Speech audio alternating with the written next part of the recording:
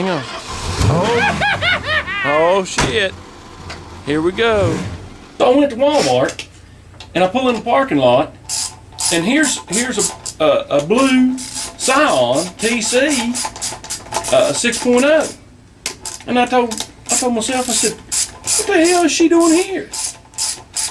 So I take a picture of it and I send it to her and I said, what the hell are you doing at Walmart?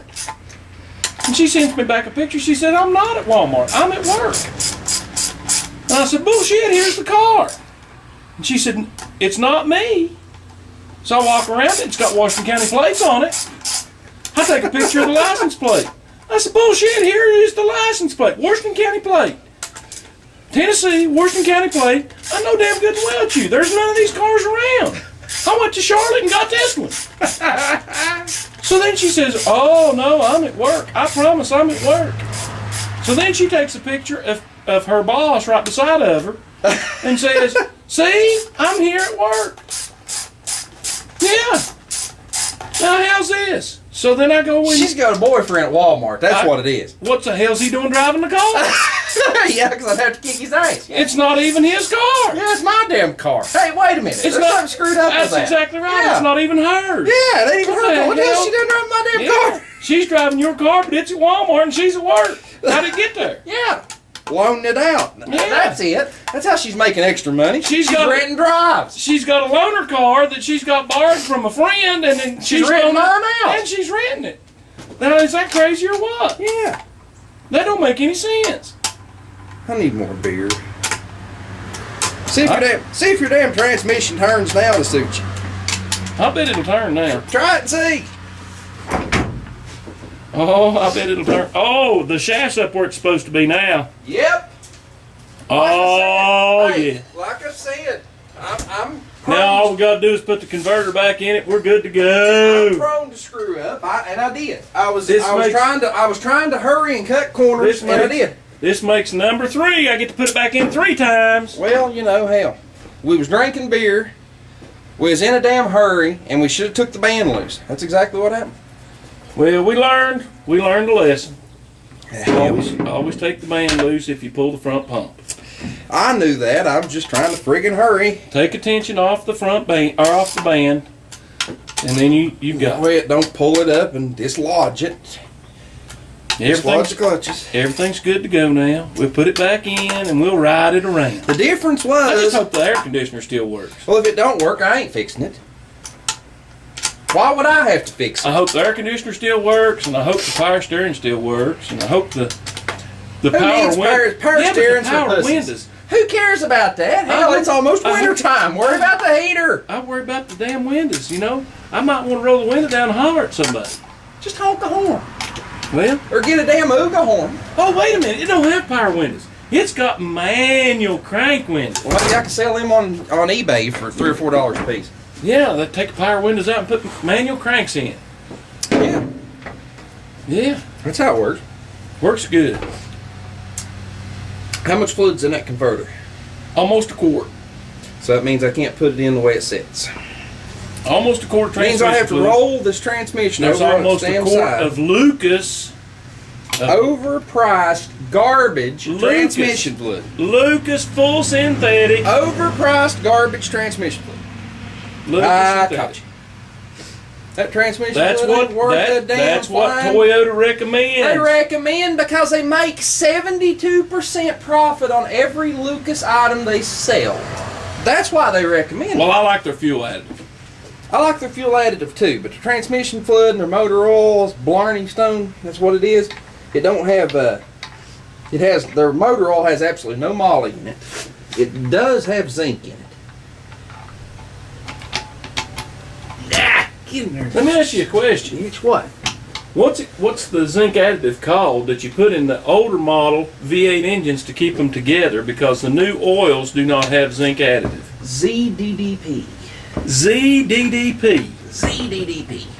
So if you've got an older model engine, you have to add the zinc additive, because the new oils do not have the zinc additive in them. Bingo. And that's what keeps the old motors. But moly is equally as important. Moly and zinc, which is moly and ZDDP. So you have to have both? You have to have both. They changed the oil about 1999. It was your EPA that changed the oil because they said that it was a catalyst poison to have all this in there, which it is. It does poison the catalyst and hurts emissions. That it does do. But it also will destroy your older engines. That's how you get them off the road.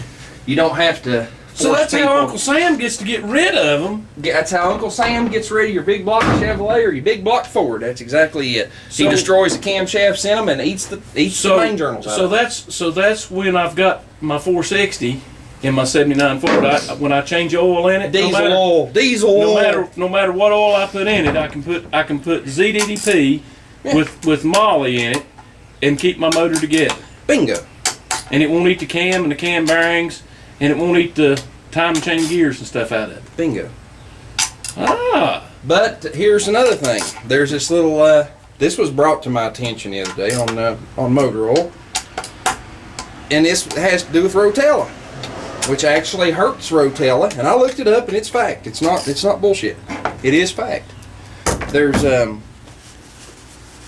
is cleaning detergents in Rotella that is not in Dello. The Chevron Dello. Yeah. And Rotella will cause oil leaks. It will cause oil to leak. Dello has the same additives. Actually has just a slight bit more moly in it. But it will not cause an older engine to leak as bad. But, you know, I mean, if your engine's in good shape, you're not going to get leaks out of Rotella. But, so really, the Dello seems to be the better choice of the diesel. So my old Ford, I'm running Rotella 1540 in it. Change to Dello 1540. That's my opinion from what I found. So quit using the Rotella 1540 and go to the Dello. If you're having any leaks. If you got a rear main drip or a seep or something like that, or no, I've not got any leaks. Then it's not a problem. Main-wise, there's also the anti-foam capabilities. Is not as good. My problem is it's a fuel-injected motor, and I've got to pull the whole top off the intake to change valve covers because both valve covers are leaking. Well, if both valve covers are leaking, you might. How bad are they leaking? They're not leaking bad. Well, you might try changing to the Dello and see if it stops. From what I read, that is actually a viable possibility. Well, my guess is that these are original valve cover gaskets on this motor. Yeah, which means they're silicone impregnated cork, which means you might try snugging them down. I've already done that and they're still leaking. You're screwed. You're going to have to replace them. And when you put that thing in, I know how to put this in. You got to click in 3 times. You got to get 1, 2, and pump.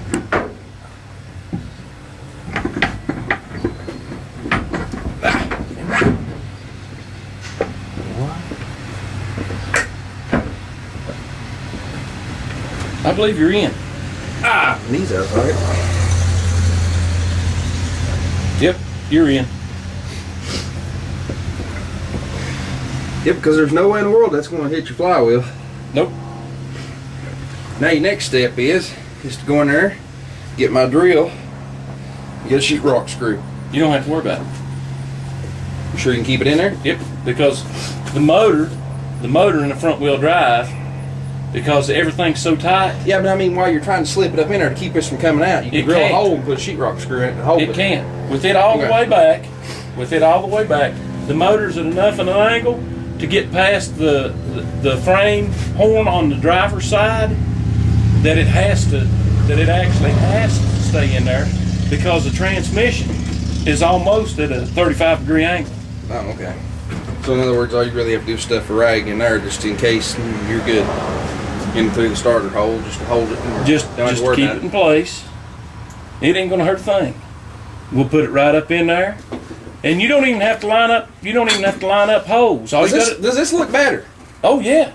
You know, think order I add to my video and show it to them, Morton. I can tell you right now that I think I'll show them. On the video.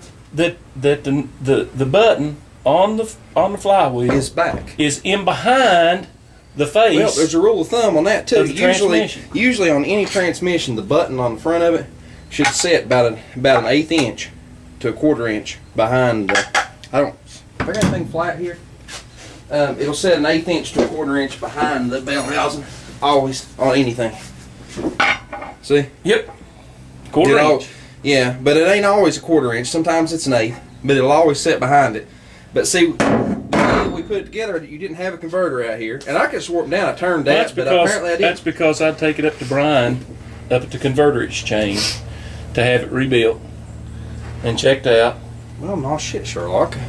And it's all go over and tell them Thunder Chicken sent you. Thunder Chicken. We talked about the Thunder Chicken. What to call the Thunder Chicken? We did. We talked about the Thunder Chicken. And we're to go there and tell him what I done. He said that the last time he saw the Thunder Chicken, he saw him at a restaurant there in town and talked to him. Him and his dad was in there eating. He said, that's the last time I saw him. Said, boy, he looked really bad, but he said, I hope he's doing better. Wild women, liquor, beer, and other unknown things have if he would have had somebody just follow him around with a video camera his whole life till now, he would have been the new Duck Dynasty. He would have been the transmission dynasty. He would have been the transmission king of East Tennessee. There goes the state man. Screw you. Driving his new Exploders. Driving his new Ford Exploder. Driving his new Ford Exploder SUV. Yeah, let's grab this damn camera and turn it on and show him what I got done. Turn this thing on. You ain't gonna believe this shit. We've been recording the whole damn time since I laid it down. Oh well, they might hear something funny. Well, we got this transmission back together. Drunk a lot of beer. Our converter turns now. Yeah. Old tow wrecker screwed up, but tow wrecker fixed it. No big deal. The unnamed beer drinker just had to drink some more of my beer. Let's see, there's a beer there somewhere. Yeah, he had to drink some more of my beer, and he had to actually take his transmission back out of the car. Look. Done with this one. Done with this one. See here? Yeah, but you got another one. This one's mine too. Well, we had a whole case, so I got one. Oh, yeah, baby! Oh, goodness. But anyway, we are the king of spades. Not only are we black, but we are back, baby. You're funny. Well, we got it back in, and it was my fault. I didn't have a converter to put it in. I thought the main shaft actually did turn. It turns out that one of the bushing rings got loose in there and wedged itself, and it did because I did not take the band servo, take the pressure off the band. Something I've done, many times, but I did not take the pressure off of it. And it got me this time. But if I'd have had a converter, I would have went, darn, this is wrong. I need to take this back apart. But we've got this in.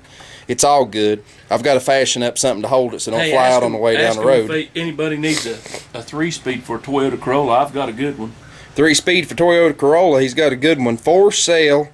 $350, right? Isn't that what you said you wanted for it? Nah, well, we'll talk about it. All right, he'll talk about it. So if you need one for the 90s, into the early 2000s there somewhere, I forget when it changed, 2000, 2001, wasn't it? 2001. Wasn't it 93 to 2001? 93 to 2001, I believe it is. He's got a good 3-speed transmission. He'll say, yeah, because he wanted his overdrive. This is the overdrive. It's got the extra bump on the side of it. But anyway, we've got it back together. It's all fixed. We're going to drink some more beer, and I'm going to fashion up a little holder to hold this in so it don't fly out, because I've got this seated, and I want it to stay that way. But anyway, I'll show you a little trick on a transmission. Take you a flat bar, put it across the transmission. You see your front button, which isn't different than like a V8. So you got a gap right there. If your converter's all the way in, you've got an 1/8 to a 1/4 inch gap. Almost always. It's somewhere between an 1/8 and a 1/4 of an inch of a gap. I'm against the bell housing on both sides. That's always a good idea to check that. But you've actually got to lock 3 tanks. You've got to lock into 3 different tanks. 2 sets of gears and into the pump, into the tanks, which is the notches in the end of the converter. I'm not going to pull this back out to show you, but there's 100 videos, I'm sure, on YouTube of people putting converters in. But it's always a good idea to check. Another little trick is to find you a place in the bell housing, like say here, in front of this. But the way I always do it is if I'm wanting to do it, if I'm putting one in, it's been a pain in the ass, is I go to the top, I take a drill bit, and I drill a hole right through the bell housing. Straight up, right against the converter. Then I take a sheetrock screw and run it down from the top, right in front of the converter, which holds the converter you know, in place. That way it can't fall out. When you get it all bolted to the engine, you take the screw out, and then you pull the converter forward, and you tighten up these lugs. I can also see these lugs are full of paint, so I'm gonna have to run something through them, clean them out. Otherwise, he's gonna have a pain in the ass. But anyway, this is enough. I'm gone. See ya.